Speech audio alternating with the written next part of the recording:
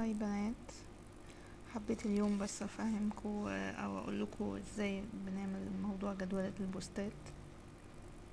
نروح على البيج بتاعتنا، بس مش زي ما احنا متعودين عند الفوتوز عشان ننزل الصورة، لا هننزلها من مكان كتابة الاستاتيوس، وسواء هنكتب نصيحة او حكمة او كلام، او سواء هنختار فوتو او فيديو.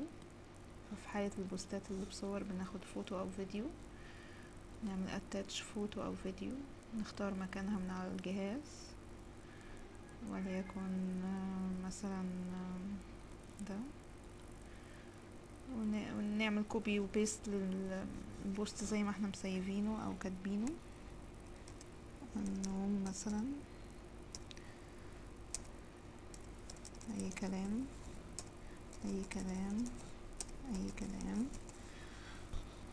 وبعدين بدل ما هنعمل بوست، لو عملنا بوست هينزل في اللحظة دي، لكن هنختار الاوبشن اللي تحت ده، علامة الساعة schedule or backdate your post، نضغط عليها هيقول لي نختار السنة، الشهر، اليوم،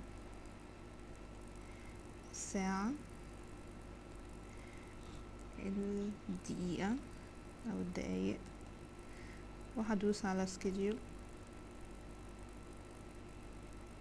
كده انا عملت له جدولة، هينزل يوم الاثنين بالتاريخ اللي انا محدداه.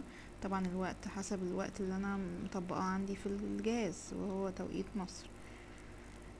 هوريكم من فين تروح البوستات المجدولة، عشان لو حبينا نعدل فيها اي حاجة، من حاجة اسمها activity log. هوريكم من فين. نطلع للصفحة من فوق عند edit page، نضغط على السهم، هنختار activity log، هنلاقي البوست بتاعنا scheduled post. دي كلها البوستات اللي انا عامله لها جدولة. تمام، ادي واحد وانا عامله واحد تاني. تمام، اللي تحت دول اللي هم اللي نزلوا اوريدي. فبعدين باجي مثلا البوست ده انا عايزه اغيره، بضغط السهم، عايزه اغير وقته، او ان انا رجعت في كلامي عايزه انزله دلوقتي، او ان انا عايزه اكنسله خالص، هيتشال من الجدولة خالص.